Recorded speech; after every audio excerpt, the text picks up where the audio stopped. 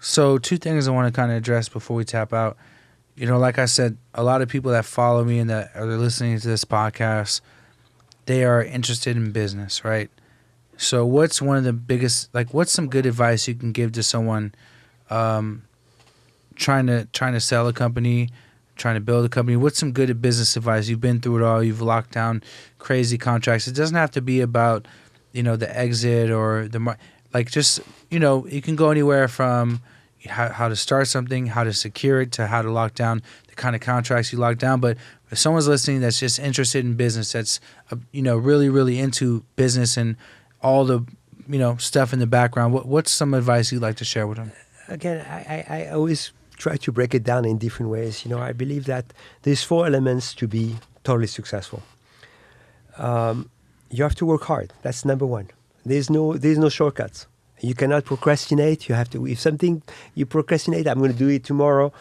You're disrespecting God. You basically, or you're disrespecting the universe. If you have an opportunity to work hard today, work as hard as you possibly can get. Don't push anything to tomorrow. That's number 1. Work hard. Number 2, work smart. You have to make sure you don't make mistakes. Make sure who the people are around, they don't take advantage of you. Make sure you try to surround yourself with people that are good. Pay a little extra, but make sure you get the right advice. Third of all, you have to have that. I mean, that you cannot also buy it. You have to have some kind of talent. Yeah, for sure. You have to have the talent. Yeah. And the fourth element, that's the only thing. It's uncontrollable. It's luck. Mm-hmm. So if you have 3 out of 4, luck. The good thing about luck comes in and goes out. Yeah. And we'll always do that. Even at the height of your game, luck will throw you a curveball. So you have to have, as long as you have the 3 element and you really are very concentrate on whatever you do, you're going to be successful. But you have your 4 elements at the same time. That's a perfect storm. You're just going to go through to the sky. You shoot to the sky. Yeah, luck is crazy. Yep. I have a tattoo on my back that says "Born Lucky." People don't even know that. Yeah. I've never shared it. No one watching or listening has ever heard about that. But I just feel like I was born lucky. I was blessed, and it comes and goes. But when it comes in big ass waves. Yeah. And myself, I'm probably the opposite of you. Myself, I'm not saying I'm not lucky. I've been very lucky, and I'm blessed. That I've been. But I go on the principle that I'm not lucky. Let me work as hard as I can. Let me talented as much as I can. Maximize my talent, and let me try to work as smart as I can. If I have the 3, then the luck comes in as much as then it's going to work. So I really believe that if I could eliminate that factor, I'll be okay. But fortunately, you need to have the luck. Businessman to businessman. So, and myself, I own about 13 to 15 companies. When do you decide to call it quits? Like, when are you going to be like, all right, I've done what I came here to do. I'm chilling. I've made enough bread. I've made enough impact in the world. I'm going to sit back and breathe. Because I don't think I ever can quit. And that's what scares me. Yeah. And so I ask other entrepreneurs, when do you turn it off? Like, I think we've mentioned that word a lot of times tonight, but when the passion is not there anymore, when you burn out. When sometimes you go in, the feeling when you wake up in the morning and you just can't wait to sitting in your desk and getting the phone calls and getting things done. When the moment when whether you have something personal in your life that you don't have that passion anymore, and you just don't want to wake up and go to your office, or you'd rather just go and hang with your family or go to the beach. At that point, that's one of the conditions. The second condition is when you know that you maximize whatever you can do it. Yeah. And at that point, you see there is a new trend that's coming out, as somebody else came up with a new concept, and that's going to take over and take away from your business, and your business is going to start declining. Just if you have the right opportunity and you can cash out, and when you think you're on top, you have to do it. Just gotta do it right. You have to do it right, That's my biggest fear as an entrepreneur and as a businessman, is that I will never know when or how to tap out. I'm so obsessed with business and with working and networking and challenging myself. I just started this paper company right here, Vibes. I've been building Vibes, and I'm going head to head with some of the biggest boys in the industry. And it's just the challenge that gets me excited, man. It's just like a fire underneath me. And I hope that one day that shit will just kind of just simmer out a little bit, and I could chill with the fam. And the other point also, don't never fall in love with your business. Yeah. Because because one day, and one day that business might not be there. So Yeah, fashion comes in waves. Yeah, so That's don't really fall important. in love. Just you do it because, and if you can cash in and you look at, listen, I put 5 years of my time, or 6 years, or 10 years of my time, and I can cash out a big number.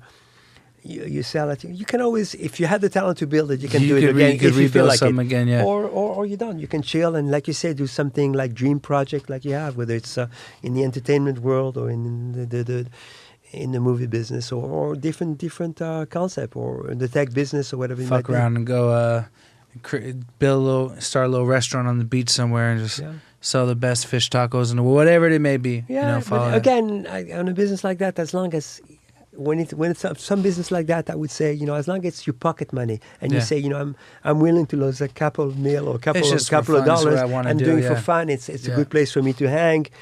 That I would do. But who knows? If you do it right, before you know, you might have 1,000 stores around the world. Fuck around, knowing you, fuck around and create a franchise on accident, right? Absolutely, yeah. Is there any jackets that you've made for people that didn't get in their hands that are around for sale right now? So, did you create an extra jacket for Muhammad Ali, an extra jacket for Michael Jackson, extra jacket for Michael Jordan? Is there any of those jackets just sitting around? Yeah. There is. I did. One of the things that I did when I made a special jacket, I always made an extra because I wanted to have when I made a jacket for Bill Clinton, I made an extra one. When I made Muhammad Ali, I would make an extra one, but I would get them to sign it for me. So you got it signed. I get it signed and I would keep them. So that's the way I did it. That's wild. And this was part of my personal collection.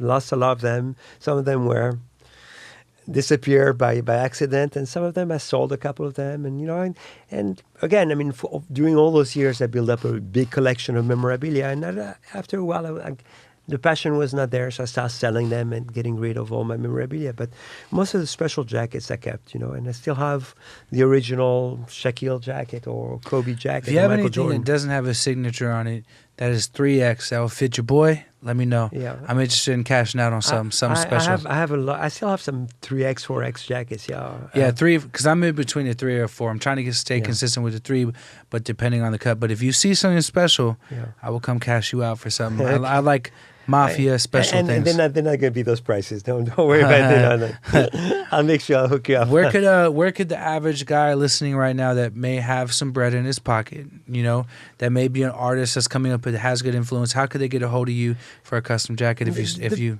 the best way, without trying to plug my Instagram, is to DM me on Instagram, because I'm very active on it, and even though I get 50, 60 DMs a day, I answer every one of them. Let the world know what your Instagram is. It's Jeff Hamilton. At Jeff Hamilton. And you were able to get the name, which is good, because sometimes someone comes on Instagram, the name's taken, it's done, you can't get it. No. So actually, we was taken for a minute. But you got it back. I ended up getting it back. Good. Once I got verified and all that stuff, that's what makes life easier. That blue check. That blue check, made my life a little bit easier, and because I had such a history, and I was able to. It used to be for the longest time it was called Jeff Hamilton Jackets, and then I kept Jeff Hamilton Jacket. And now that Yuck Mouth song is popping back in my head so much right now. Yeah. So shout out to Yuck Mouth. That's my Bay Area brother. I never met him actually. I DM'd him, but I didn't get a hold of him. I need to. He's a good guy. Him, he would appreciate it, and he'll rock the shit out of it too. Yeah. So, for everyone listening, this was definitely game given to you from a super entrepreneur in the business world. You heard it from him. You do not have to be educated or knowledgeable in the field you want to hop in. You do have to be talented. You do have to have the passion and the drive.